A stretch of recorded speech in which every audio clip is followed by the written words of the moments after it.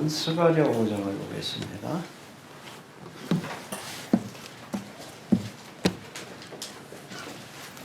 1절부터 11절까지 봅니다.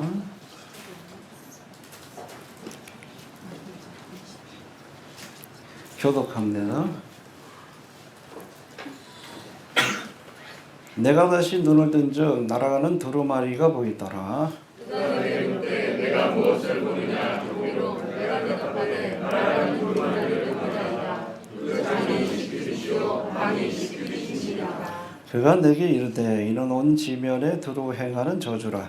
무릇 도적질하는 자는 그 이편 글대로 끊쳐지고 무릇 맹세하는 자는 그 저편 글대로 끊쳐지리라. 마음에 여호와께서 가라사대 내가 이것을 말하노니 무적의 집에도 들어가며 내 이름에 가르쳐 망령들의 이르는 자의 집에도 들어가서 그 집에 머무르며 그 집을 나와 그 돌을 아우러 살리라 하시니라. 내게 말하던 천사가 나와서 내게 이르되 너는 눈을 들어 나오는 이것이 무엇인가 보라 하기로. 내가 그때 이것이 무엇이니까 그가 가로되 나오는 이것이 이러하니라. 또 가로되 온 땅에서 그들의 모양이 이러하니라.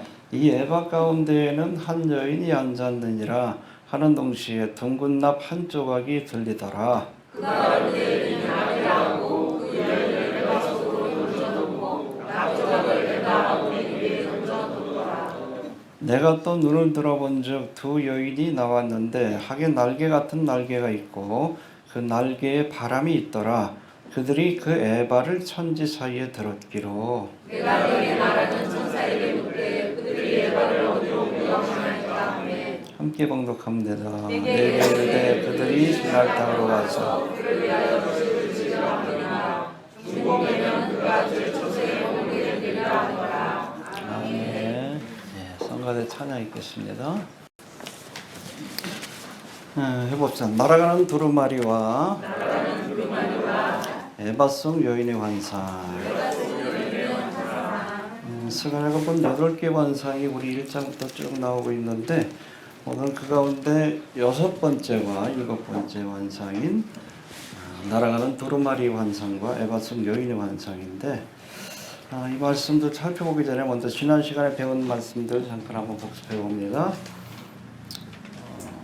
먼저 지난 시간에 살펴본 우리 환상들에 대해서 첫 번째 환상이 뭐죠? 홍마를 타고 화석류 나무에 선 자 누구죠? 구체적으로 재림하시는 예수님. 할렐루야. 다음 시간에도 살펴보겠지만은 이 스가랴서는 요한계시록하고 반대로 이렇게 기록이 되어 있어요. 그래서 요한계시록을 보면은 7 봉인이 떼어지고 그리고 나서 네 마리를 탄 자가 등장을 하고 맨 마지막에 예수님이 지상 재림하는 모습으로 이렇게 끝나고 있습니다. 근데 그 순서가 완전히 바뀌어 있어요. 스가랴서는. 먼저 예수님이 재림하시는 모습을 보고 우리 다음 시간에 살펴보겠지만 이렇게 네 마리를 탄 자의 환상과 일치하는 그런 환상을 마지막에 보여주시는 것을 우리가 보게 됩니다. 관점이 달라서 그래요. 요한계시록의 관점은 세상의 관점이에요.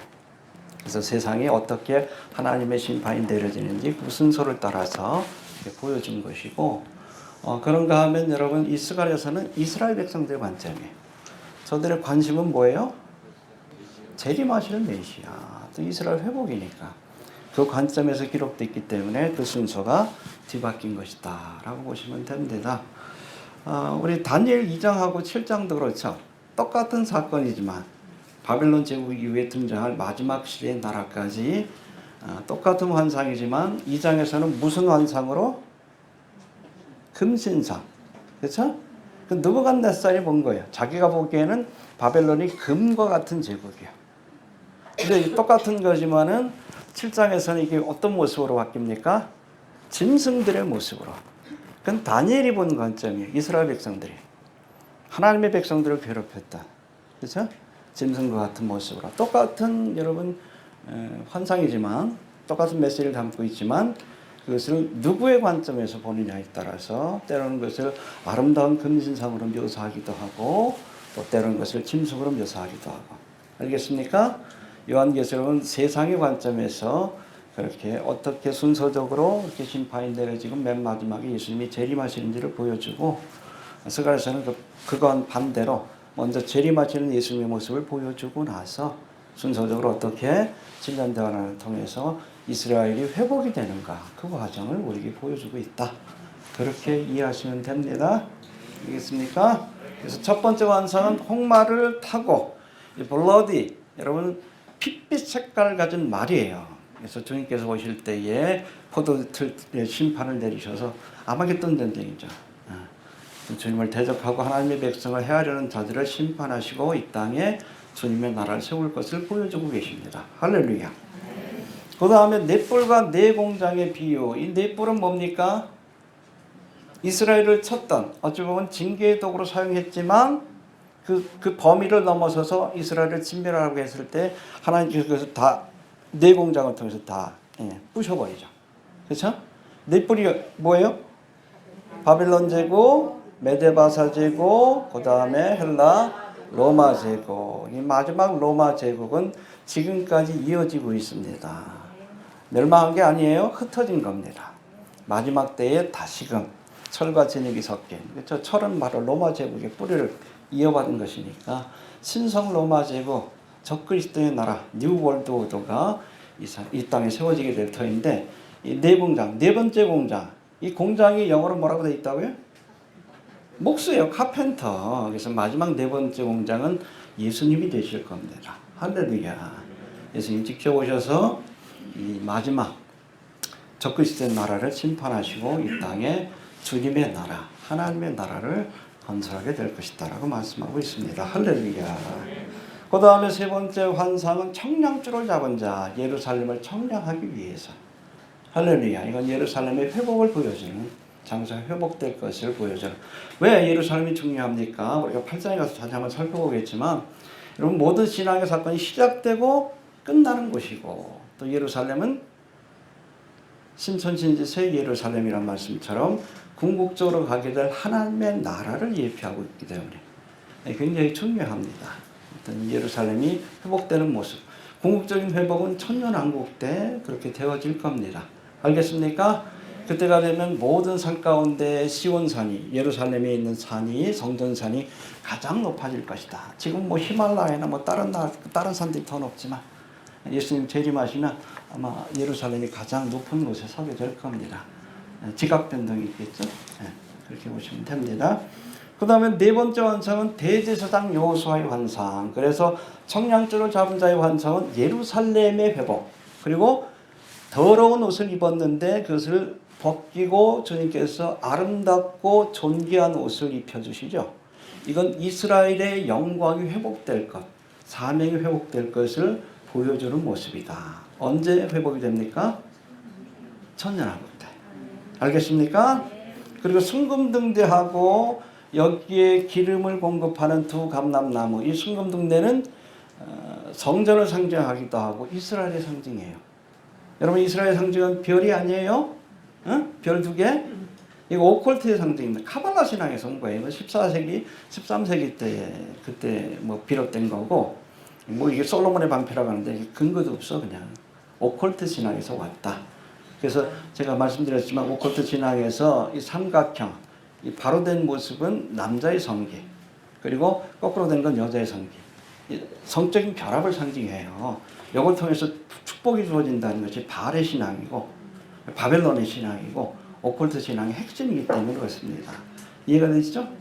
이 바포멧이 왜 남녀의 같은 몸을 갖고 있는지 우리가 그걸 알아야 돼요. 그런 바벨론 신앙의 뿌리가 있기 때문에 그렇다. 이해하시길 바랍니다. 아무튼 이스라엘 백성들의 상징은 메노라예요. 순금등대입니다. 알겠습니까? 그래서 이 순금등대는 성전을 상징하기도 하고 이스라엘을 상징하는. 그래서 이스라엘이 앞으로 해야 될 사명이 뭡니까? 메노라처럼 세상에 빛이 되는, 열방의 빛이 되는 사명을 감당해야 되는데, 그러려면 기름을 공급받아야 돼. 할렐루야. 그래서 이 기름은 성전 두 감람나무, 기름을 공급하는 두 감람나무는 성전 재건의 사명을 맡은 첫 번째 수룹바벨 여호수아, 궁극적으로는 기름 부음 받은 자인 누구? 예수. 예수님을 예표한다. 여러분 예수님 은혜 주셔야 우리가 빛과 소금의 역할을 감당할 수 있는 겁니다. 그리고 이 두 감람담은 또 요한계시록에서는 마지막 7년 대환란 때 등장할 두 증인도 두 감람담으로 묘사하고 있습니다. 저들이 증거하는 말을 통해 누구죠? 두 증인이? 모세와 엘리야. 알겠습니까? 여러분 에녹은 이스라엘을 대표하지 않아요. 그 전에 존재했던 사람이기 때문에. 알겠습니까? 오히려 이방인을 대표해. 에녹은 교회를 대표합니다. 환란 있기 전에 휴거됐잖아. 이해가 되시죠? 그러니까 여러분 두 중에서 후보가 3명이요. 죽음을 맛보지 않고 부름받은 사람이 에녹하고 엘리야죠. 그런데 묘하게도 이 모세는 그 시체를 가지고 미가엘 선지자와 사탄이 다투었다 그랬어. 왜 다투었겠어요? 소생시켜가지고 데려가신 거예요. 어떻게 알아? 벼라산상에서 나타났잖아. 그죠? 그러니까. 그래서 이 모세하고 엘리야는 이스라엘을 대표하지만, 그래서 7년 대환란 때 나타날 두 증인은 이스라엘을 대상으로 사역하는 거예요. 그래서 이스라엘을 대표하는 사람이 와야 돼. 에녹은 아니요. 에녹은 이방인을 오히려 대표합니다. 모든 인류. 에녹의 사건은 교회가 경험하게 될 휴거의 사건을 예표하고 있고, 두 증인은 누구예요? 누구예요? 두 증인이 이스라엘 아니고 모세와 엘리야의 것이다. 저들의 증거를 들으면서 율법과 선지서니까 이스라엘이 민족적으로 회개하고 그 가운데 또 선택받은 14만 4천 명이 전 세계로 흩어져서 복음을 증거할 때 땅끝까지 복음이 전파되는, 여러분 땅끝까지 복음이 전파돼야 주님이 오신다. 그건 제인이에요. 수고의 사건이 아니에요. 교회는 하다 가는 겁니다. 마무리는 이스라엘이 하게 되는. 어떤 사람은 아직 증거가 안 됐으니까 주님 올 때 멀었다. 이런 얘기가 성경을 잘 몰라서 그래요. 이해되시죠? 네. 이해하시면 되겠고, 오늘 본문으로 넘어가 봅시다. 이제 6번째 날아가는 두루마리와 7번째 에바송 여인의 환상이 어떤 무슨 의미를 갖고 있는지 1절 한번 봅시다. 시작. 내가 다시 눈을 뜨면 날아가는 두루마리가 보이더라. 자, 이거 3절에도 보면 3절도 한번 봅시다. 시작.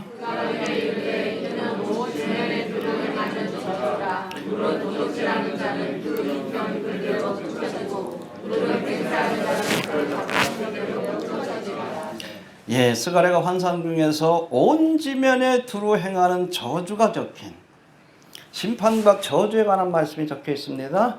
하나님의 심판, 하나님의 저주, 하나님의 재앙을 적은 두루마리예요. 이해가 되시죠? 이것이 어떻게 날아가고 있었다 해봅시다. 날아가는 두루마리. 예. 여러분 이 두루마리는 종말의 때에 온 땅에 내려질 저주와 심판에 관한 기록, 7년 대환란에 관한 기록이라고 보시면 됩니다. 알겠습니까? 여러분 종이가 발견되고 책이 만들어지기 전에 이런 식으로, 책이라는 것이 이게 이런 식으로 된 겁니다. 그 전에는 뭐예요? 파피루스나 양피지처럼 두루마리로 돼 있었어요. 알겠습니까? 자, 갈대로 만든 파피루스나 양의 가죽으로 만든 두루마리에다 글을 기록했는데, 오늘 본문에 등장하는 두루마리가 바로 하나님의 말씀, 특별히 마지막 때에 주어질 저주와 심판에 관한 말씀이 기록된 책이다. 두루마리 책이다. 그렇게 이해하시면 됩니다. 흥미로운 것은 1절에 보니까 스가랴 선지자가 환상 중에 이 두루마리가 뭐 하는 걸 봤어요? 날아가는 것을 봤어요. 해봅시다. 날아가는 것을 봤다. 하나님의 말씀이 살아서 움직인다는 거예요. 죽은 말씀이 아니에요. 여러분 4,000년, 2,000년 전에 쓰여진 여러분 고문서가 아니요. 지금도 살아서 역사하는 말씀입니다. 히브리서 4장 10절에 있잖아요. 하나님의 말씀은 살았고 운동력이 있어. 할렐루야. 살아있는 말씀이에요. 왜? 말씀을 주신 하나님이 지금도 살아계시기 때문에. Living and active. 좌우의 날성 어떤 것보다도 예리하여 혼과 영과 및 관절과 골수를 찔러 쪼개기까지 하며 또 마음의 생각과 뜻을 감찰하라니. 할렐루야. 여러분 성경은 오래전에 기록된 죽은 말씀이 아니라 지금도 살아서 운동력이 있는, 역사하는 힘이 강한 살아있는 말씀이라는 것을 잊어버리지 않길 바랍니다. 그걸 보여준 거예요. 날아가는 두루마리가. 며칠 전에 이제 글을 썼는데 다보스 포럼의 자문위원인 유발 하라리, 유태인이지만 여러분 사탄의 뱀입니다. 이 친구 동성애자예요. 내가 그 일루미나티 어장군도 가운데 트랜스 휴머니즘, 과학기술의 발전을 통해서 인간이 결국엔 기계와 인공지능과 결합된 신적인 존재가 된다. 이게 트랜스 휴머니즘이요. 그걸 펌핑하는 친구예요. 그걸 계속 홍보하고. 사피엔스라는 책을 썼는데 그게 여러분 진화론에 근거한 거예요. 호모사피엔스가 결국 이렇게 진화할 것이다. 신처럼 될 것이다. 뭘 통해? 유전자 기술 그리고 AI 기술을 통해 컴퓨터하고 인간이 연결이 돼가지고 또 로봇하고 인간의 몸이 결합이 돼가지고 신적인 존재가 된다. 웃기는 소리지. 진화론자예요. 진화론자. 그 다보스 포럼의 자문위원이야. 김사환 목사가 다보스 포럼 다녀왔다고 좋아하지? 예? 지금도 뭐 어디 가가지고 뭐 간증하고 다닌다는데 부끄러운 줄 알아야지. 마귀들 모임이요. 여러분 루시퍼가 통치하는 적그리스도의 나라를 세우려고 하는 그곳이 바로 다보스 포럼이에요. 뭘 좀 알아야지. 노인네가 똥인지 된장인지 구분도 못하고. 아들내미는 또 거기서 그냥 다보스 포럼의 영 글로벌 리더. 여러분 글로벌 리더라는 건 글로벌리스트 일루미나티라는 얘기예요. 제가 좀 찾아봤어 자료를. 그러니까 38세 이전에 거기 선정이 된대요. 왜냐면 44세까지 활동을 하겠죠. 6년 동안 활동하는 뭐 선정되면. 그러니까 김사환 목사 2011년에 다보스 포럼에 갔었고, 그죠? 2013년에 부산 그 뭐 있었어요? WCC. 그러니까 거기에 격려차 그 자리에 세운 거예요. 15분 연설했어. 그걸 그냥 일시적인 영광으로 여기자. 아, 부끄러운 줄 몰라. 그러니까 아들내미는 영 글로벌 리더로 선정이 됐죠. 차세대 글로벌 리더. 차세대 일루미나티 한 얘기. 한 6년 저거 한 거예요. 프린스턴 대학 나왔더라고. 동성애 인정하는. 프린스턴 신학교. 논문도 보니까 굉장히 리버럴해. 예수 안 믿는 친구 같아, 내가 보기에. 아버지는 구원의 경험이 있는 것 같은데, 제가 보기엔 아들 목사는 내가 보기엔 예수를 안 믿는 친구 같아. 행적을 보면. 여러분, 그런 간첩들이 많아요, 교회 안에. 예수 안 믿는 목사들 많습니다. 예수 안 믿는 신학자들 많아요. 다른 예수 믿어요, 이 사람들은. 성경에 있는 예수님이 아니라 다른 예수. 자유주의 신학에서 이야기하는.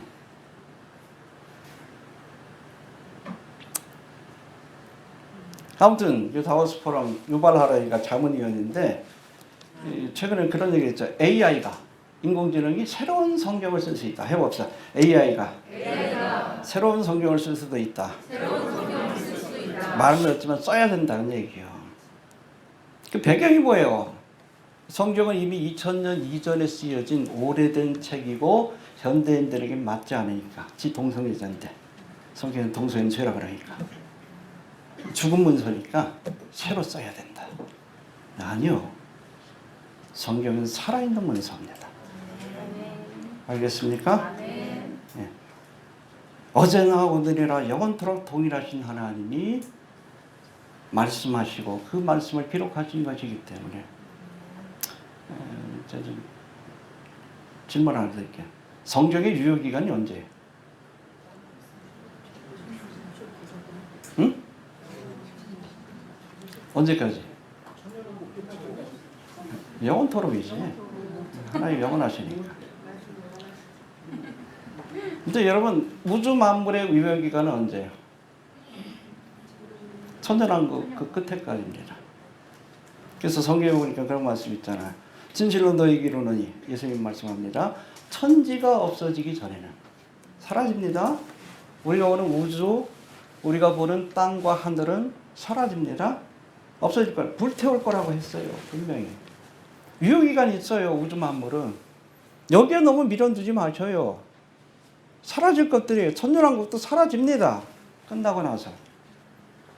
천지가 없어지기 전에 율법의 1.1핵이라도 반드시 없어지지 않고 다 이루리라. 이 우주 만물보다 유통기한이 더 길어. 하나님의 말씀.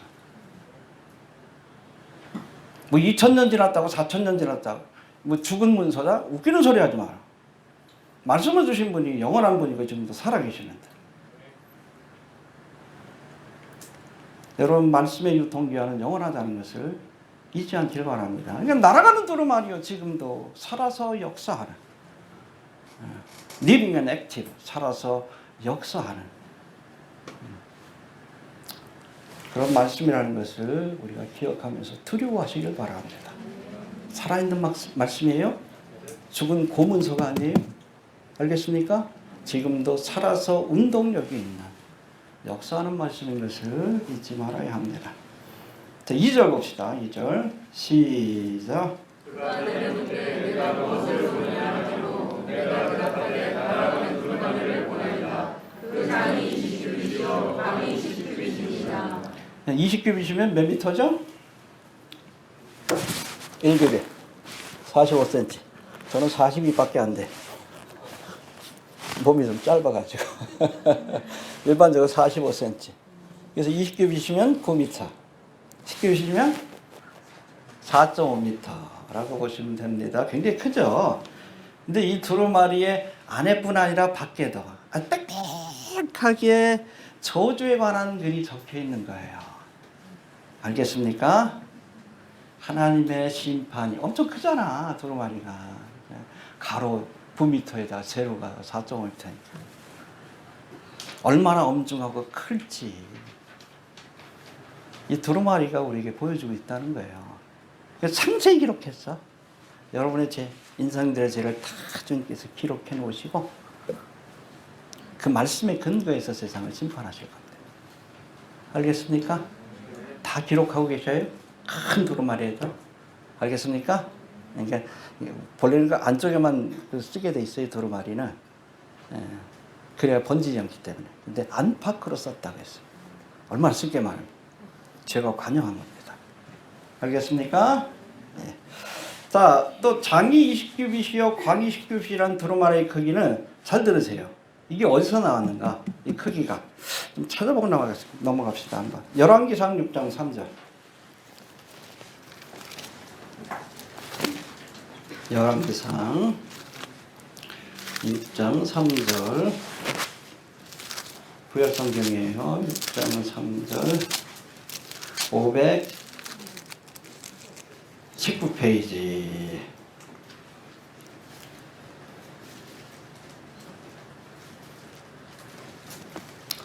자 봅시다. 6장 3절 시작. 전에 성소와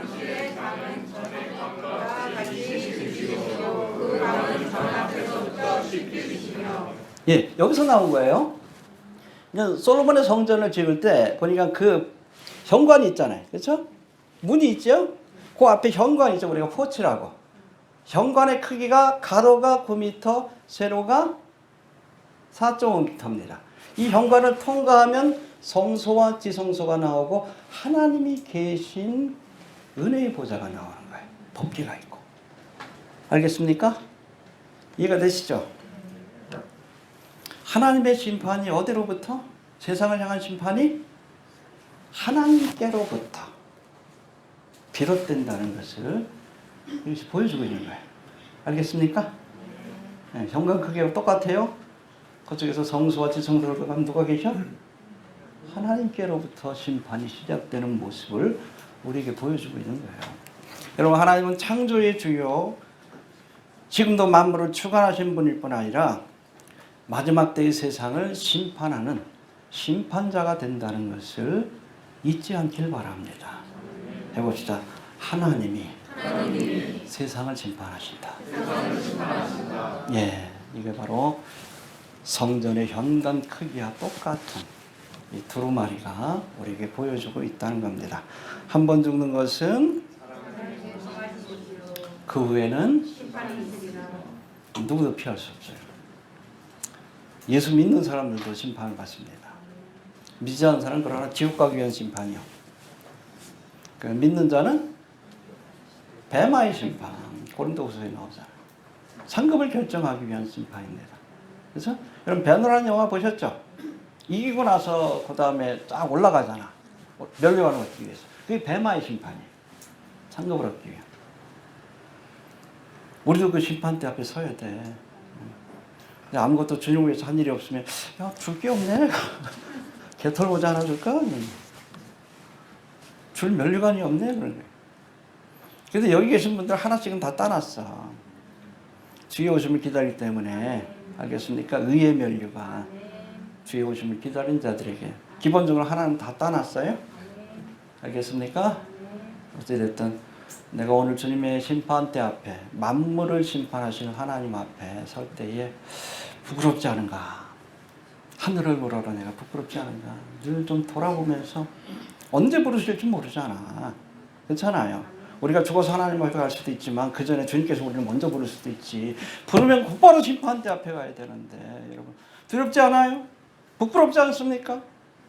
한 번 죽는 것은 사람에게 정해진 것이고 그 위에는 심판이 있다. 뭐 내려올 거예요? 하나님 앞에서. 내놓을 게 있어야지. 구원은 받겠지. 예수 믿었으면.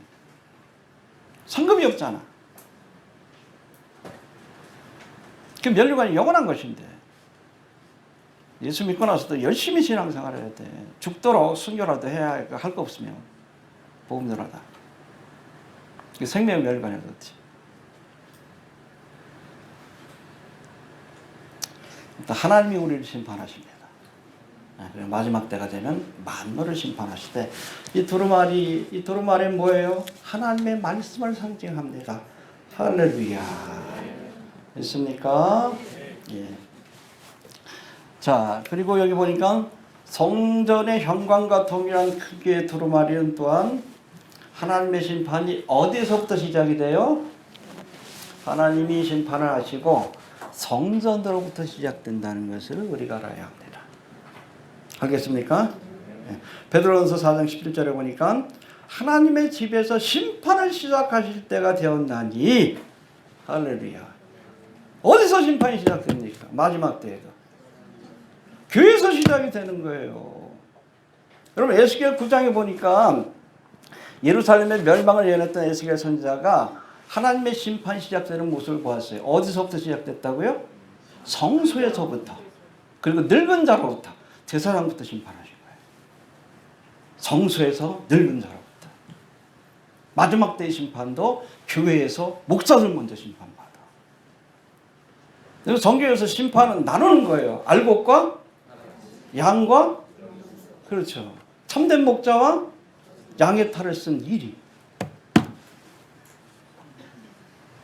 지금 나눠지고 있잖아요. 그렇죠? 보이십니까? 예전에 2013년에 WCC 그 종교통합 그걸 통해서 딱 나눠지지.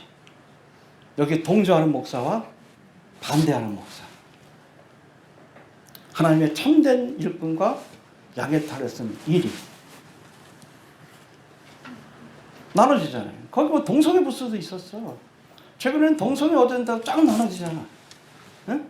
심지어는 뭐 장로교, 미국의 장로교 프린스턴 신학교인데 거기 공식적으로 이제 동성애자들이 목사가 될 수도 있고 동성애자들을 위한 뭐 주례도 해줘야 되고 동성애자들 비판한 프린스턴 대학에서 쫓겨나. 공식적인 입장이기 때문에. 이 김하나 목사가 프린스턴 대학을 나왔어요. 무슨 생각을 갖고 있을지 알겠죠? 목사들 가운데서 나눠지는데 잘 보세요. 저 사람이 WCC에 대해서 어떻게 생각을 갖고 있는가. 동성애에 대해서 어떻게 생각을 갖고 있는가. 이게 시금석이요. 하나님의 말씀이 금한 것을 괜찮다라고 하면. 가짜지. 이미 시작이 된 겁니다. 어디에서부터? 성전으로부터 노인네로부터. 그렇죠? 교회에 있는 목사들로부터. 이미 여러분 종말적 심판을 시작했다. 교회에 대한 심판이 어느 정도 마무리 지으면 세상을 심판하게 될 겁니다. 알겠습니까? 눈 똑바로 봐요. 똑바로 뜨고.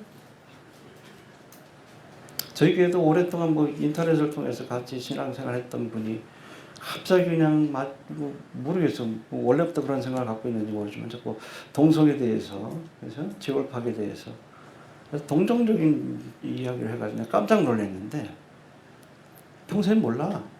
결정적인 순간이 드러납니다. 결정적인 순간에 믿음 있는 사람하고 그렇지 않은 사람들이 드러나. 제가 용납할 수 없는 부분이에요, 그거. 이해가 됩니까? 동성애에 대해서 애매모호한 그런 태도를 갖는 거.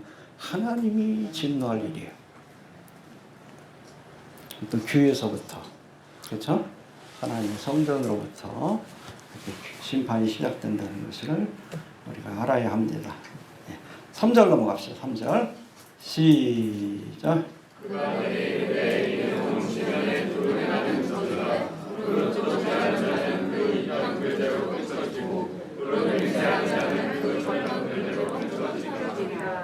예, 여기 보면 저주의 말이 가득 써있는데 보니까는 이 저주가 온 지면에 두루 행하는 저주라.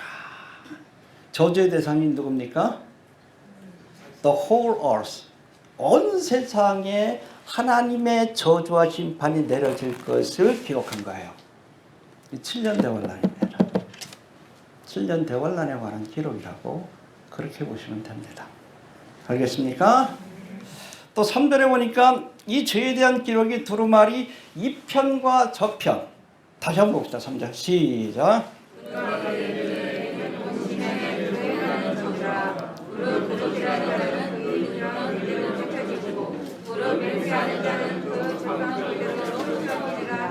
예, 양편에다 빼곡하게 글을 기록한 거예요.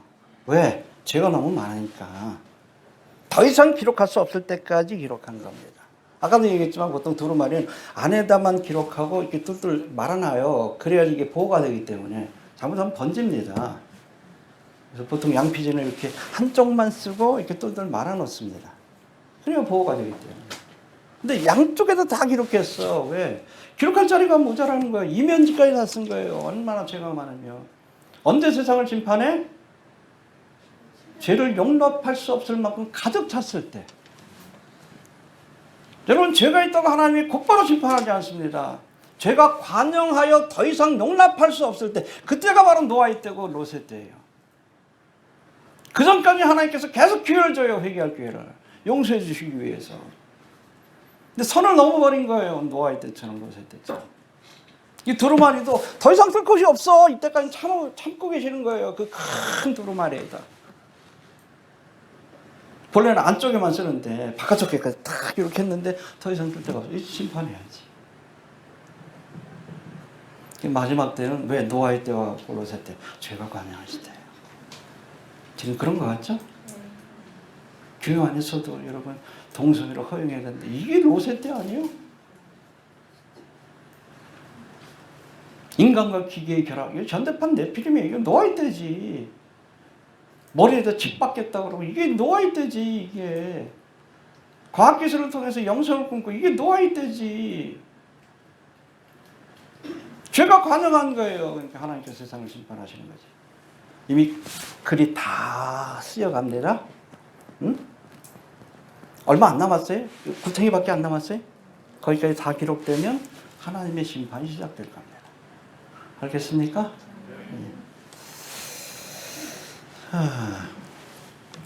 또 스가랴가 두루마리 2편과 저편, 즉 양편의 죄와 심판에 관한 말씀이 기록되었다라고 했는데, 여러분 흥미로운 것은 요한계시록 5장에 보면 뭐가 나오죠? 7봉이 된 두루마리가 나오는데 이 두루마리에도 양편에 안팎에 글이 적혔다라고 기록되어 있어요. 찾아봅시다. 요한계시록 5장 1절 404페이지 찾아보고 가야지. 정말 그런 거.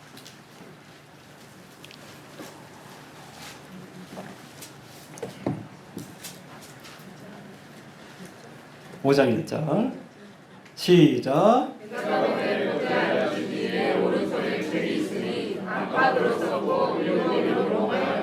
그래서 안팎으로 썼고 여기도 안팎으로 썼잖아. 보통 안쪽에만 쓰는데 똑같지.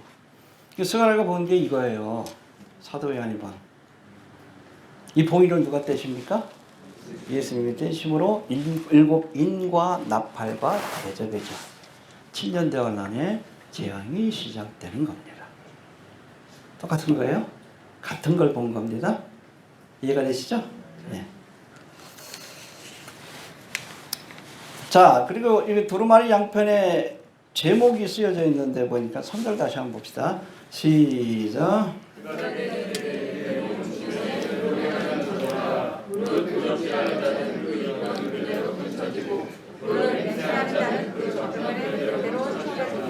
예, 도적질하는 자, 이거 10계명의 8계명입니다. 도적질하지 마라.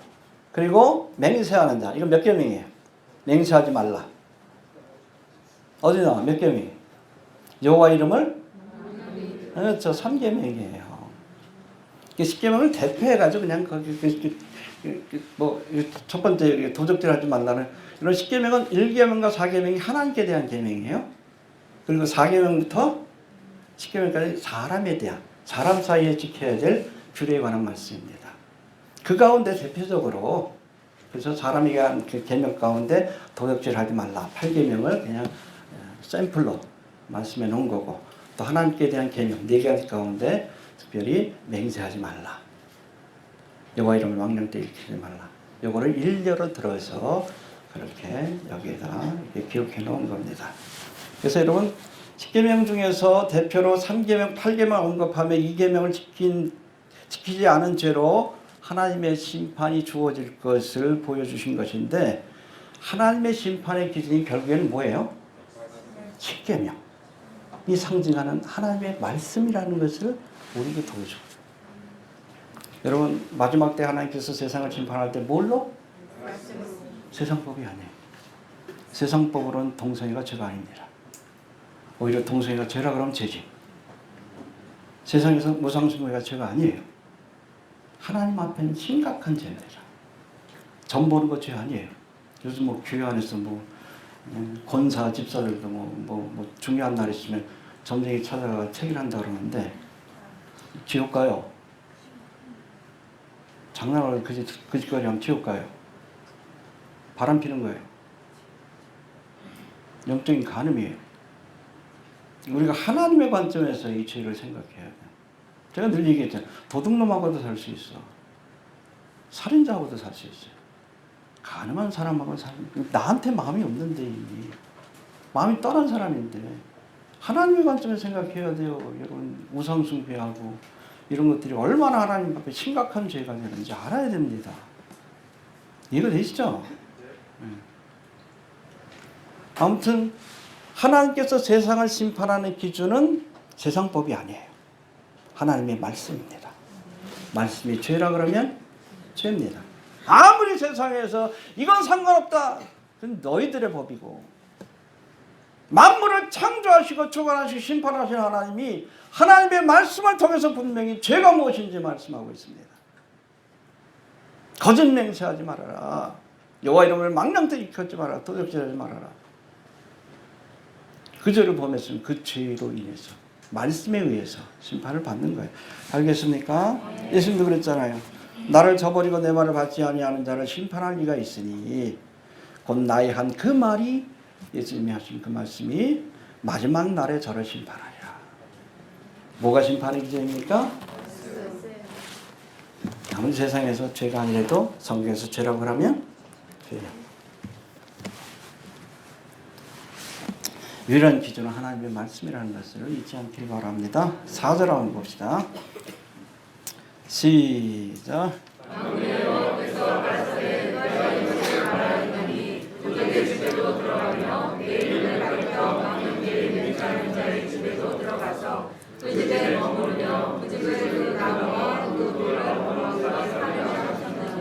여러분 죄인들을 심판할 때 하나님이 어떻게 하시는가? 죄인들만 심판하시는 것이 아니라 도적의 집, 맹세하는 자의 집, 그의 삶의 터전까지도 다 불태워버립니다.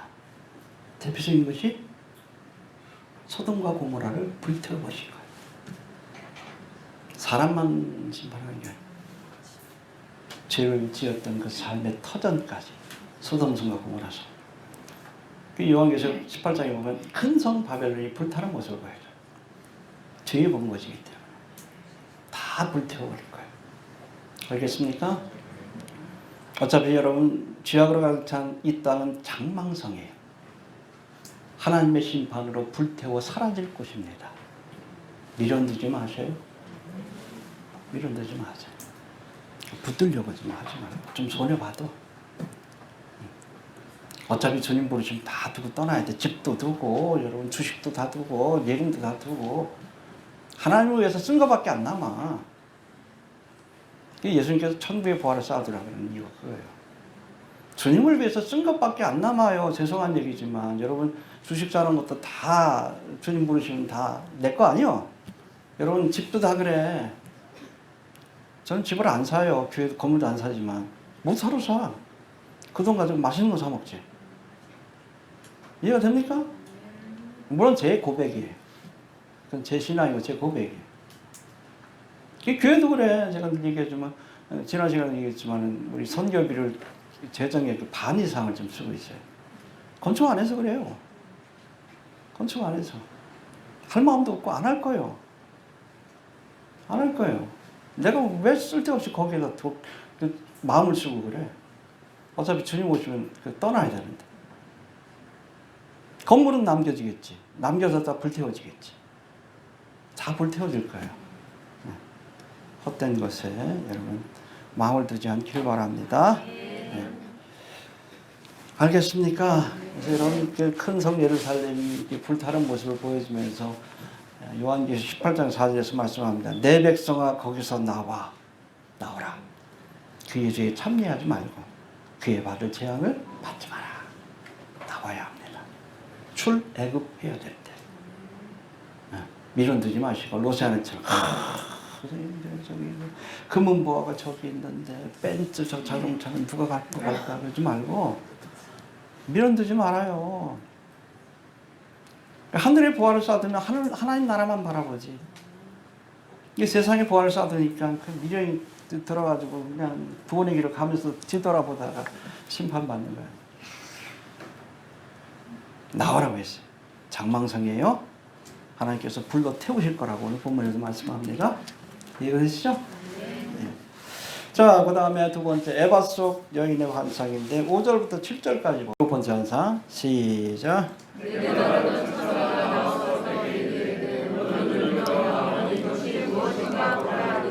내가 묻되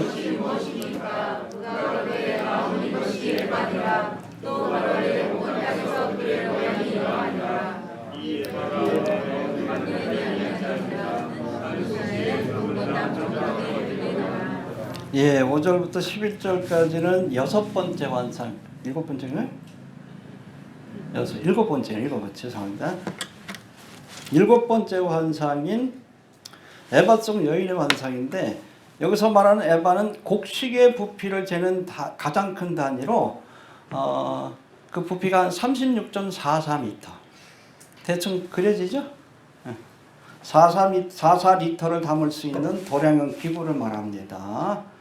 아모스 8장 5절에 보니까 그 당시에 장사꾼들이 일부러 이 에바를 조그맣게 만들어가지고 부피를 속였어. 우리도 옛날에 했죠. 뭐 대박을 속이고 거기다 그냥 그 판때기를 대가지고 부당이익을 취하는 그런 일들이 있었죠. 러시아에 갔더니 좀 그러더라고. 막 저울 거기는 이제 저울도 다 모든 걸 팔거든요. 막 손가락 갖다 대. 귀신같이 모르게 해. 난 그냥 하려고 했더니 통역관이 막 싸우더라고. 저울 속였다고. 터키 사람들이 밑에 사람들이 올라가 장사를 많이 하는데 구르지아 사람들은 러시아 사람들은 또 그것도 잘 안 해. 자존심이 있어가지고 장사꾼들 그런 사람들이 많은데 막 이렇게 막 속여요.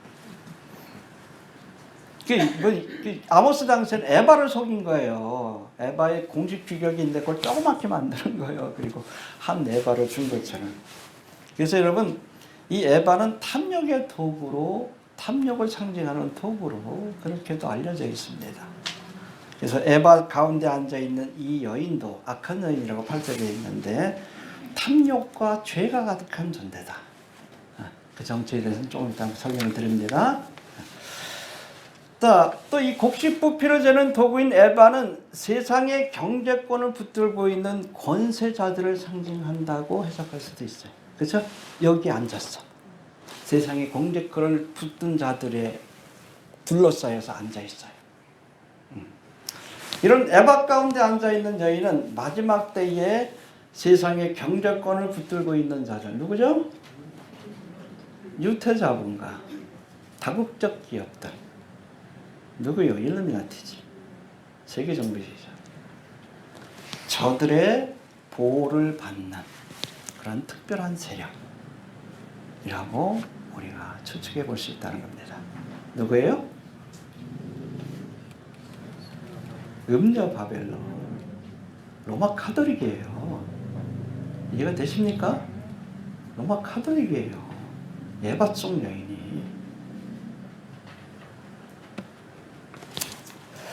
자, 이 에바 속 여인, 대부분의 종말론 학자들은 적그리스도의 세력들의 보호를 받는 또 탐욕이 가득 찬 이 에바 속 여인을 요한계시록 17장에 등장하는 음녀 바벨론으로 보고 있는데, 요한계시록 17장 2절 3절에 보니까 땅의 임금들로 더불어 음행하는 음녀가, 이 땅의 임금들이 여러분 이게 바로 일루미나티들, 세상의 권세자들, 7머리와 10뿔 가진 짐승을 탔다. 적그리스도의 권세에 올라타서, 적그리스도는 아니에요? 호가호위했다. 그렇죠? 그래서 나중에 결국에는 적그리스도에 의해서 멸망을 받긴 하지만, 여튼 에바 속에 있는 여인, 그렇죠? 에바에 둘러싸인 세상의 권세, 경제와 정치와 이 모든 권세를 가진 자들의 보호를 받는 음녀 바벨론이다. 그렇게 이해하시면 될 것 같습니다.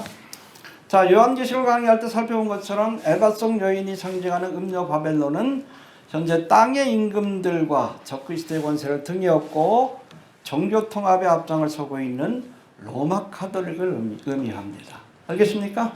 네. 그래서 요한계시록 17장 4절에 보니까 이 음녀가 어떤 옷을 입었어요? 해봅시다. 자줏빛과 붉은 옷을 입고 금과 보석으로 자신을 꾸미고 손에는 금잔을 가졌더라. 로마 카톨릭 모습이에요. 여러분 추경이 입는 색깔, 옷 색깔이 자주색입니다. 그리고 주교들이 입는 색깔이 붉은색이에요. 지금이야 여러분 자줏빛하고 붉은색 염료로 구하는 게 어렵지 않아요. 그런데 옛날에는 이 자줏빛하고 붉은빛 염료를 어디서 구했는가? 전에 한번 설명한 적이 있지만은 뿔소라에서 구했습니다. 이게 구하는 게 쉽지가 않아. 거기 보면 여러분 고동 같은 거 먹다 보면, 소라 같은 거 먹다 보면 그 보라색 저기 있잖아. 그거를 다 끄집어내가지고 하나하나씩, 내장이죠. 끄집어내가지고 말려가지고 가루를 만들어서 그 염료를 쓰거든요. 그게 얼마나 귀한지, 그 염료 1g에 금이 한 30g 정도 가치가 있을 정도로 굉장히 비쌉니다. 근데 그 비싼 옷을 입어, 이 미친놈들이.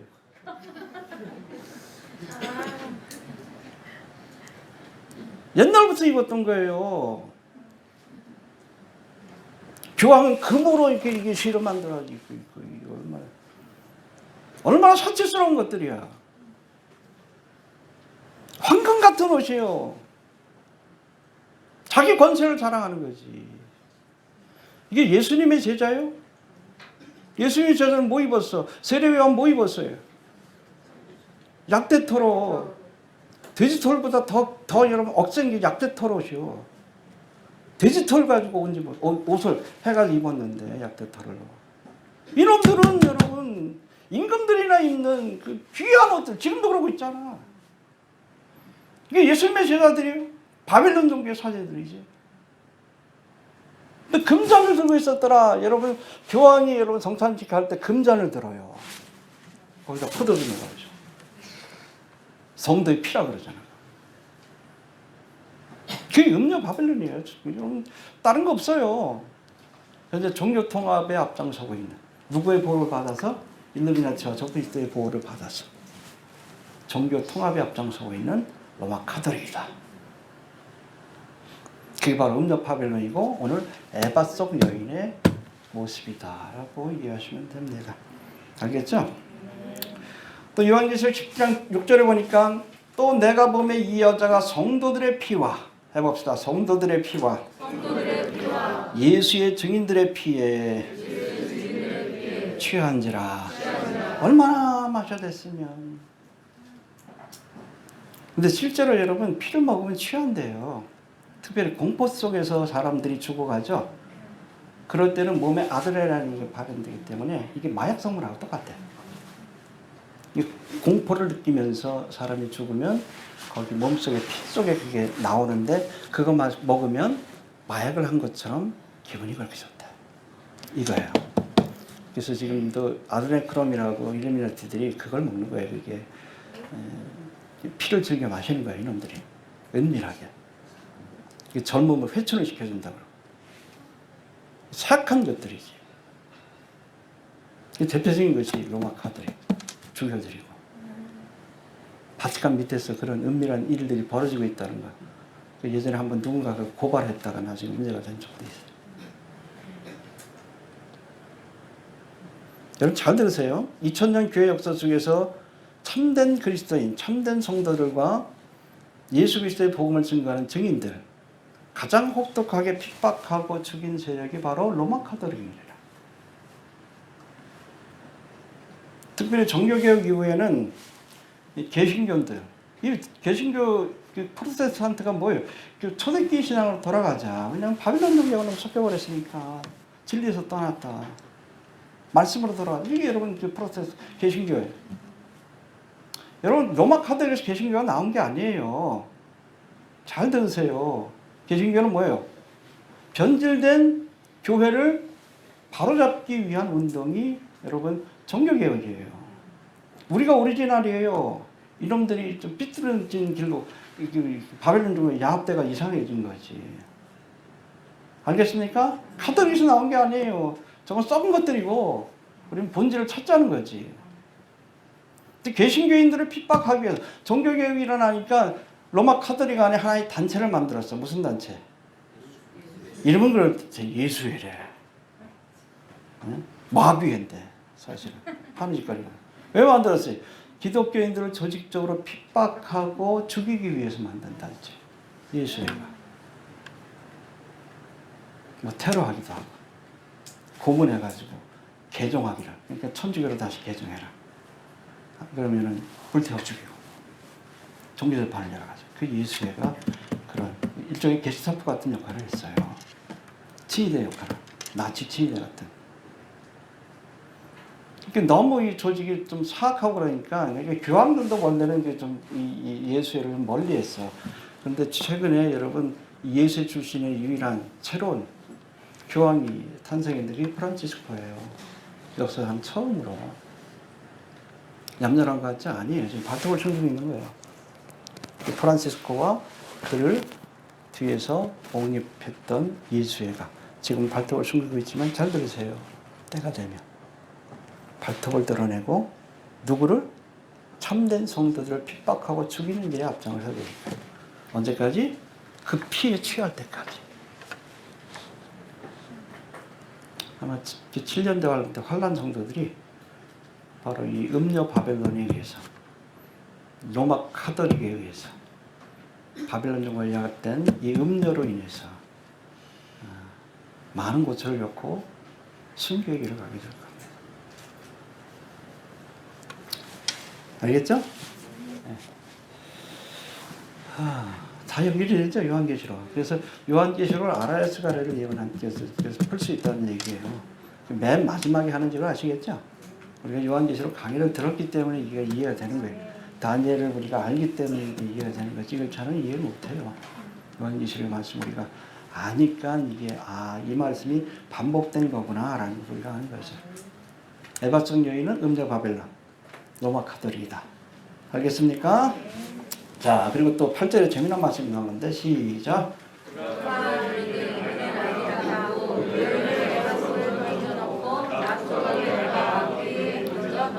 예, 하나님의 천사가 이 여인을 에바 속에, 에바가 32점 얼마니까 그렇게 크지 않아. 이 에바 속의 여인이 저희 사모처럼 등키가 작았던 것 같아. 예? 이렇게 쭈그리고 안 들어가야지. 이렇게 큰 게 아니에요, 그 바구니가. 그래서 나부로 뚜껑을 덮었어요. 왜? 활동하지 못하도록. 하나님께서 막으신 겁니다. 그렇죠? 사도 바울이 있잖아요. 불법의 비밀이 이미 활동하였으나 지금은 막는 자가 있어. 그 중에서 옮길 때까지 하리라. 그렇죠? 불법의 비밀들이에요. 불법의 비밀이 어떤 자들이요? 데살로니가 후서 2장 7절인데 불법의 비밀은 그 앞에 있는 말씀을 우리가 봐야 돼. 불법한 자 멸망의 아들을 옹립하려고 하는 세력이에요. 적그리스도를 이 땅의 왕으로 옹립하려고 하는 세력들. 그게 바로 일루미나티고 그게 바로 로마 카톨릭이에요. 근데 그거를 납득범으로 딱 활동하지 못하도록 닫아놓은 거예요. 우리가 막는 자의 역할을 하는 거예요. 이게 막는 자가 누구라고 했죠? 일단은 성령이에요. 그리고 성령이 강림하심으로 탄생한 교회가 지금까지는 여러분 뉴월드 오더, 적그리스도의 세력들이 본격적인 활동을 못하도록 막는 자의 역할을 하고 있는 겁니다. 제가 늘 얘기하지만 이 막는 자인 교회가 떠나가야, 이 뚜껑이 열려야 비로소 에바 속 여인, 로마 카톨릭도 본격적인 활동을 시작을 하고 적그리스도의 세력들도 본격적인 활동을 시작한다는 것을 알아야 합니다. 지금은 막는 자이지만 하나님께서 막는 자를 옮겨 놓으실 것이다. 제가 늘 얘기했지만 지금 뉴월드 오더, 일루미나티가 새로운 이 땅에 새로운 뉴월드 오더, 새로운 세계 질서, 적그리스도의 나라를 만들려고 하는데 막는 자의 역할을 하는 두 기관이 있다고 했죠. 첫 번째는 교회, 또 하나는 러시아입니다. 그럼 그거 아셔야 돼요. 우크라이나 전쟁 그 배경에도 그게 있어요. 신나치지. 그 뒤에 여러분 서방 세계가 주도하는 뉴월드 오더, 일루미나티가 있다는 걸 푸틴이 알아요. 근데 흥미로운 것은 이 러시아와 교회를 하나님께서 막는 자 역할을 하고 있는 러시아와 교회를 하나님께서 옮겨 놓으십니다. 러시아는 곡감하고의 전쟁으로 멸망을 만들 거예요. 그렇죠. 그러니까 제가 늘 얘기하지만 러시아가 우크라이나를 치는 것까지는 하나님께서 뭐라고 하지 않습니다. 그런데 그 마음이 교만해서 하나님의 눈동자라는 누를 이스라엘을 치기 때문에 멸망하는 거예요. 그 사건으로 여러분 막는 자의 역할을 했던 러시아를 하나님께서 옮겨 놓으시는 거예요. 패망의 길로 갈 겁니다. 아주 굉장히 미미한 존재로 바뀌어지게 될 거예요. 그리고 교회는 휴거의 사건으로 옮겨 놓으시면, 그렇죠? 그때부터 본격적으로 뚜껑이 열린 거예요. 납뚜껑이 열려가지고 본격적으로 이 땅에 불법한 자의 적그리스도를 옹립하기 위한, 또 뉴월드 오더를 세우기 위한, 적그리스도 나라를 세우기 위한 본격적인 활동이 시작이 될 겁니다. 로마 카톨릭과 일루미나티들. 이해가 되시죠? 예, 그리고 9절부터 아주 흥겨운 말씀이 또 나오는데 9절 시작.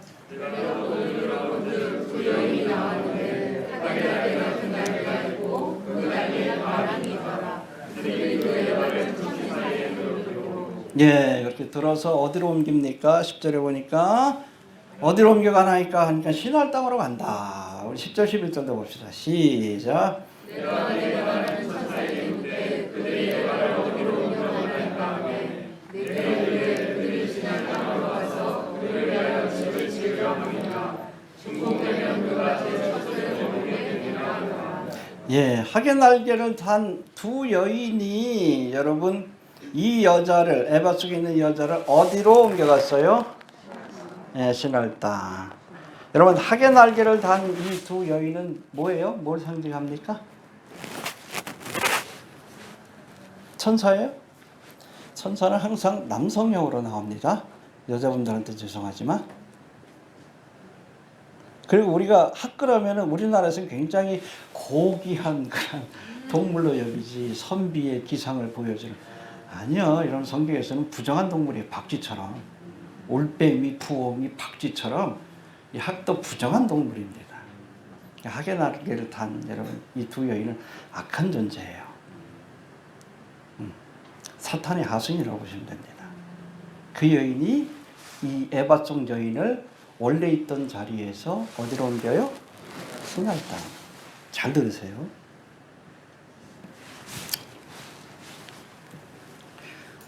에바 속 여인 혹은 음녀 바벨론을 로마 카톨릭으로 설명한 바 있는데 현재 로마 카톨릭의 본거지가 어디예요? 바티칸입니다. 로마인. 로마의 뭐 지배를 받지 않아요.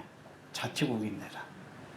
아무튼 로마에 있는 바티칸인데 지금은 바티칸이 로마에다 본거지를 두고 있지만 이게 옮겨질 겁니다. 지금도 그 소문이 있대요. 이 바티칸을 예루살렘이나 여러분 바빌론 땅으로 옮긴다는 소문이 있습니다. 알아보고 있다는 소문이죠. 청미선호 목사가 얘기해요. 근데 오늘 성경에 가면 예루살렘이 아니라 어디로? 신할 땅. 옛날에 그 바벨탑이 세워졌던 그거. 알겠습니까? 네. 언제 옮겨질까요? 저 개인적으로 그렇게 생각이 듭니다. 지금 뭐 나름대로 생각해보면 시나리오는 이제 슈거의 사건으로 여러분 이 납뚜껑이 옮겨지죠? 그러고 나면 미국이 패망기를 가게 될 거예요. 러시아도 그렇지만 그렇게 되면 전 세계의 뉴 월드 오더는 새로운 세계의 질서가 재편되는데 잘 들으세요. 정치 질서는 누가? 유럽이. 그렇죠? 마크롱이 형제는 유럽이 주도하게 되고 지금까지는 미국이 주도했지만 그렇죠? 세계의 새로운 경제 질서 뉴 월드 이코노믹 오더는 누가? 중국이 동방의 왕이 주도하게 되고 그래서 뉴 월드 릴리전 오더 새로운 세계의 종교 질서 종교 통합은 누가? 바티칸. 유럽하고 중국하고 바티칸 중간에 어디가 있어요? 신할 땅이 있어요. 지정학적으로도. 이해가 되십니까? 네. 여기에 여러분 적그리스도의 본부뿐 아니라 큰성 바벨론뿐 아니라 음녀 바벨론. 음녀의 본거지도 이쪽으로 옮겨져서 음녀 바벨론의 본거지도 그쪽으로 옮겨지게 될 것이다. 그렇게 이해하시면 됩니다. 알겠습니까? 바티칸이 옮겨집니다. 어디로? 신할 땅, 중동 지역으로. 알겠습니까? 지금 여러분 아브라함 하우스라고 아시죠? 유교하고 유대교하고 기독교하고 이슬람교. 그러니까 아브라함 하우스가 아랍에미레이트에 있어요. 여기도 중동 지역입니다. 이게 바빌론 땅에서 멀지 않아요. 이게 무슨 종교 통합의 상징적인 건물인데 이해가 됩니까? 이게 바티칸이 자꾸 옮기려고 하는 이유를 알아야 돼요. 이 3대 종교만 여러분 하나가 되면 나머지 떨거지들 유교니 불교니 얘네들 그냥 쫓아오는 그 찌질이들이야. 셋만 합쳐지면 돼. 이게 상징적으로 아마 그 바벨론의 새로운 아브라함 하우스 아니면 종교 통합의 상징 새로운 바티칸이 세워질 것으로 이렇게 보고 있습니다. 이해가 되시죠? 예. 여러분 신할 땅의 이름의 의미가 뭐죠? 메소포타미아는 똑같은 거예요. 신할이라는 것은 히브리어고 메소포타미아는 헬라어입니다. 메소, between, 포타미아, the rivers. 두 강 사이에 있는 땅, 신할도 같습니다. 두 강이 뭐죠? 유프라테스와 티그리스 강입니다. 알겠습니까? 근데 흥미로운 것은 에덴 동산에서 발원했던 4개 강이 있죠.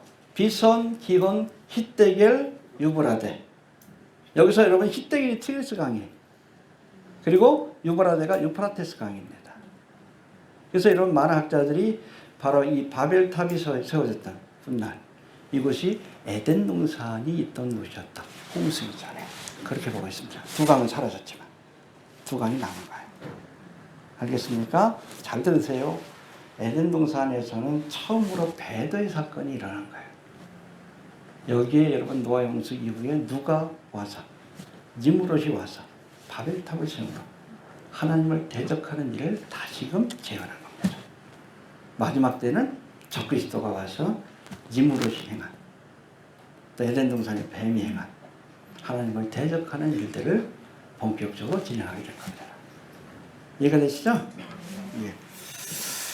자, 이런 신할 땅이 처음으로 성경에 등장하는 것이 창세기 10장과 11장입니다. 여기 10장에 보니까 니므롯에 대해서 소개하는데 해봅시다. 처음 영거리요.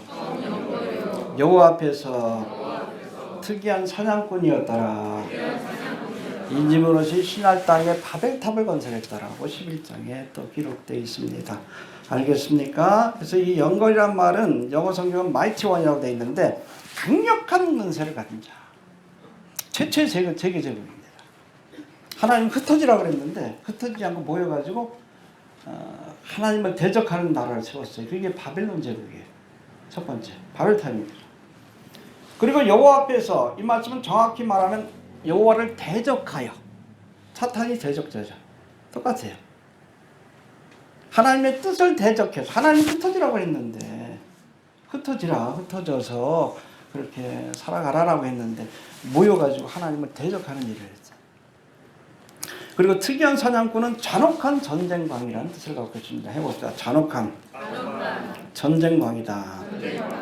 그런 거로 영거리요 여호와 앞에서 특이한 사냥꾼이라는 말씀은 니므롯이 자신이 가진 권세와 힘을 가지고 하나님을 대적하고 잔혹한 전쟁을 일으켜 주변의 마을과 도시들을 정복함으로 최초의 세계 제국이라고 할 수 있는 바벨탑, 바벨론 제국을 건설한 사람이다. 그런 의미에서 그가 마지막 때에 등장할 적그리스도를 예표하는 대표적인 인물이라고 하는 겁니다. 이해가 되시죠? 네. 왜 신할 땅으로 가는지. 왜? 여기에 최초의 세계 제국이 세워진 곳이기 때문에 그래요. 알겠습니까? 창세기 11장에 보면 이런 니므롯이 지은 바벨탑의 모습이 상세히 기록되어 있는데 11장 4절을 보니까 해봅시다. 또 말하되 성가대를 쌓아 대꼭대기를 하늘에 닿게 하여. 예, 여기 보니까 바벨탑을 성과 대라고 표현합니다. 영어로는 city and tower라고 되어 있어요. 그러니까 탑 형태를 가진 도시라고 보시면 됩니다. 알겠습니까? 탑 형태, 뭐 지금도 지그라트라고 그 흔적이 남아 있다고 하는데 어떤 탑 형태로 만들어진 큰 도시다라고 보면 되는데, 또 여기 보니까 바벨탑을 쌓으면서 대꼭대기를 하늘에 닿게 하자. 해봅시다. 대꼭대기를 하늘에 닿게 하자. 그래서 바벨탑은 도시인 동시에, 그래서 종교적인 건축물이에요. 바벨탑을 높이 쌓음으로 하늘에 닿게 하겠다. 신이 되겠다. 그 인간의 종교적 노력의 산물이 바로 바벨탑이다. 그래서 세상 종교는 다 탑을 높게 쌓자. 불교도 그렇고. 그렇죠? 이 탑을 높게 쌓음으로 하늘에 닿을 수 있다라고 착각하는 거예요. 이 성경은 탑을 쌓으라고 하지 않았어요. 뭘 만들라고 했어요? 제단. 가슴에 오는 정도. 계단도 만들지 말아라. 나지막하게 제단에서는 하나님이 내려오시는 거예요. 우리가 올라가는 거예요. 이게 종교와 신앙의 차이점입니다. 알겠습니까? 실제로 여러분 이 바빌이라는 그 이름의 뜻은 문이라는 뜻을 가진 바, 그리고 신이라는 뜻을 가진 엘. 그렇죠? 엘리야 할 때 그때 엘도 하나님이라는 뜻이에요. 그러니까 밥 엘이라는 것은 신에게로 가는 문이라는 뜻입니다. 바벨탑. 그래서 그런 뜻을 갖고 있어요. 아무튼 니므롯과 함께 이 바벨탑을 쌓은 사람들이 이 바벨탑을 높이 쌓으면 내가 신의 세계에 들어갈 수 있다. 일루미나티들처럼 내가 신적인 존재가 될 수 있다라고 믿은 거예요. 그 처음으로 누가 얘기했어? 그 얘기를. 내가 하나님처럼 되리라. 그때 뱀이 있는 겁니다. 모든 종교는 바로 거기에서 비롯됐다. 스스로의 힘으로. 이 불교에서도 맨 참상하잖아요. 열반이 일어나고. 깨달은 게 뭐예요? 부처는 사탄이다. 그밖에 없어요. 정확한 깨달음이에요. 그럼 예수를 믿어야지. 그 다음에. 자, 그렇게 보면 이 바벨탑은 잘 들으세요.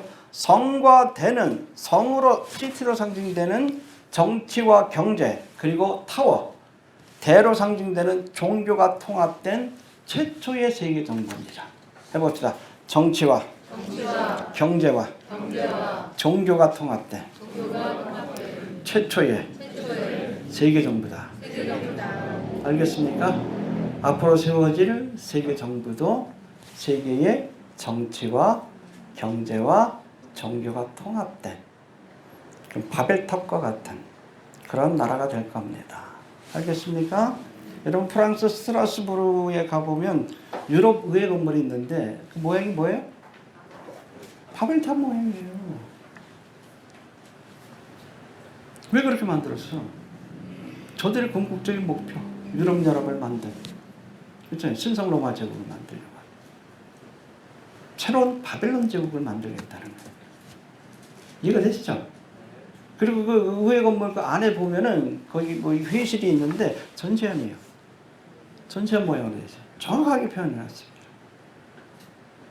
적그리스도가 통치하는 새로운 바벨론 제국을 건설하겠다는 것이 여러분 유럽 의회를 만든 사람들, 그리고 크게는 유엔을 만든 사람들, 또 WEF 다보스 포럼을 만든 자들의 궁극적인 목표라는 것을 우리가 알아야 합니다. 바벨론 제국의 제약. 알겠습니까? 자, 바벨탑의 종교적 성격을 조금 더 살펴보면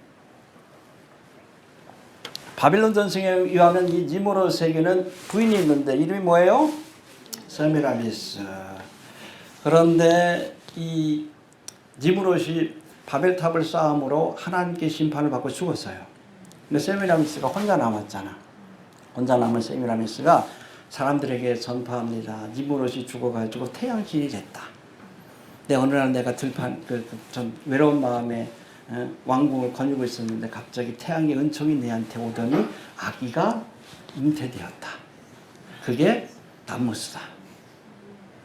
이게 여러분 바빌론 신화예요. 알겠습니까? 이 바빌론. 그래서 바빌론 신화에 있어서 니무롯은 태양신, 세미라미스는 달신, 그리고 담무스는 태양신의 화신 혹은 아들이에요. 이게 여러분 오시리스, 이시스, 호루스의 신화로 넘어간 겁니다. 일루미나티들이 여러분 숭배하는 것이 호루스잖아요. 기다리는 게. 외눈깔. 그렇잖아요. 여기 스가랴서에도 나오죠. 그렇잖아요. 그거예요. 담무스. 담무스예요. 여러분 그 사순절 아셔요?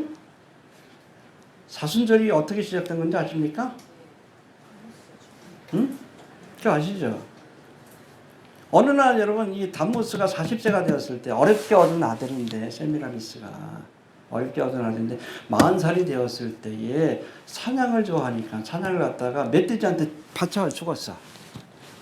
그러니까 세미라미스가 이 아들을 시체를 그냥 두고서 40일 동안 통곡하며 기도했는데 40일 만에 부활했다. 그게 사순절이에요. 여러분 오순절은 성경에 나옵니다. 사순절은 성경에 안 나와요. 바빌론 종교와 야합된 로마 카톨릭에서 비롯된 그런 것이 절기가 바로 사순절이에요. 여러분 에스겔 8장 14절에 보니까 성전에서 여인들이 담무스를 위해서 통곡하는 장면이 나와요. 그게 사순절 때 통곡한 거예요. 세미라미스처럼. 40일 동안 통곡하면 담무스가 다시금 부활해서 충분하고 맞거든요. 우리에게 축복을 준다. 물질과 번영의 축복을 준다. 이게 사순절의 기원이에요. 우리 교회에서 사순절 안 지키잖아요. 고난주간의 의미가 있어요. 오순절은 성경에 나옵니다. 예수님 부활 승천하시고 나서 50일 뒤에 성령이 강림했습니다. 사순절은 근거가 없어요. 이건 여러분 담무스의 신화하고 연결된 이교적인 풍습이라고 보시면 됩니다. 그래서 우리가 왜 부활절을 레저렉션 데이라고 해야 되는데 The Resurrection Day라고 해야 되는데 영어로 뭐라고 돼 있어요? 이스터라고 돼 있지. 이스타르. 세미라미스의 다른 이름이 이스타르예요. 거기서 나온 거예요. 달신을 숭배하던 날이요. 그리고 담무스의 부활을 축하하는 날이에요. 그거 알아야 합니다. 알겠습니까? 어떨 때는 여러분 이스라엘 절기 6월절하고 비슷하기도 하지만 틀릴 때도 많아. 그런 이유가 있는 거예요.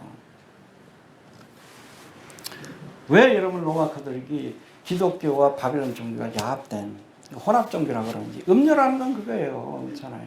남편이 있는데 바람 피는 여자예요. 법적인 남편이 있잖아. 교회라 그러면. 근데 바람을 피워. 그게 음녀지, 음녀. 호사의 부인 고멜처럼. 음녀예요, 음녀. 그래서 음녀 바벨론이라고 하는 거예요. 이해가 되시죠? 자, 거의 끝나갑니다. 자, 바벨탑의 종교적 성격을 조금 더 살펴보면 그 니무롯, 세미라미스, 담무스가 있는데 여하튼 지금 음녀 바벨론으로 상징되는 로마 카톨릭을 우리가 이 바로 에바송 여인이라고 이렇게 말씀을 드렸는데, 이것이 마지막 때가 되면 본거지를 어디로? 신할 땅으로 옮겨서 결국에는 적그리스도와 함께 이 땅에 뉴월드 오더, 새로운 세계 질서, 적그리스도의 나라를 만든 뒤에, 여러분 요한계시록 17장에 보면 결국에는 이 음녀 바벨론도 땅의 임금들, 일루미나티들이죠. 그리고 짐승, 적그리스도에 의해서 처참하게 멸망하기를 가고, 또 그렇게 음녀 바벨론을 멸망하기를 이끌었던 땅의 임금들과 적그리스도도 주님이 재림하실 때 심판을 받고 지옥에 갈 것이다 라고 말씀하고 있습니다. 알겠습니까? 여기까지 합시다. 자, 정리합니다. 날아가는 두루마리와 같이 하나님의 말씀은 살았고 운동력이 있어 지금도 유효한 말씀입니다. 알겠습니까? 말씀의 유효기간은 천지가 사라지기 이후에도 영원하다. 자, 마지막 때가 되면 이 말씀으로 세상을 심판하실 것인데, 여러분 기준은 이거예요. 세상법이 아니에요. 그 심판이 어디에서부터 시작됩니까? 하나님의 성전에서, 교회에서. 지금 심판이 시작되고 있어요. 갈라지고 있습니다. 특별히 목사들도 잘 봐야 돼. 성전에서 늙은이로부터, 제사장부터 심판한다. 잘 봐야 됩니다. 잘못 쫓아가면 이상한 데 쫓아가요. 잘 보시기 바랍니다. 자, 에바 속 여인으로 상징되는 악한 세력들이 지금은 에바의 뚜껑을 닫고 있는 납과 같이 막는 자의 역할을 하고 있는 교회, 성령님으로 인해서 본격적인 활동을 시작하지 못하지만 추구의 사건으로 막는 자인 교회가 옮겨지게 되면 그것처럼 이제 신할 땅으로 옮기고 본격적인 활동을 시작하게 될 것이다 라고 말씀하고 있습니다. 그 옛날 니무롯이 바벨탑을 쌓은 신할 땅에 이제 전 세계의 정치와 경제와 종교를 통합한 음녀 바벨론과 큰 성 바벨론이 세워질 것인데, 이후로 음녀 바벨론은 큰 성 바벨론에 의해서 멸망을 받고, 또 큰 성 바벨론은 재림하실 예수님에 의해서 심판을 받고 사라지게 될 것이라는 사실을 기억할 수 있게 되길 바랍니다. 그래서 요한계시록 요 자리 뭐예요? 11장 15절. 세상 나라가 우리 주와 그 그리스도의 나라가 되어 그가 세세토록 왕노릇 하시리로다. 세상 나라는 장망성. 주님이 오셔서 세우실 나라가 영원한 나라라는 사실을 기억하면서 마라나타. 그 나라를 사모하면서 기다리시기 바랍니다. 주신 말씀을 듣고 기도합니다. 하나님을 감사합니다. 오늘 귀한 말씀을 통해 깨달음을 얻게 해주시고, 주여 하나님이 계획하시고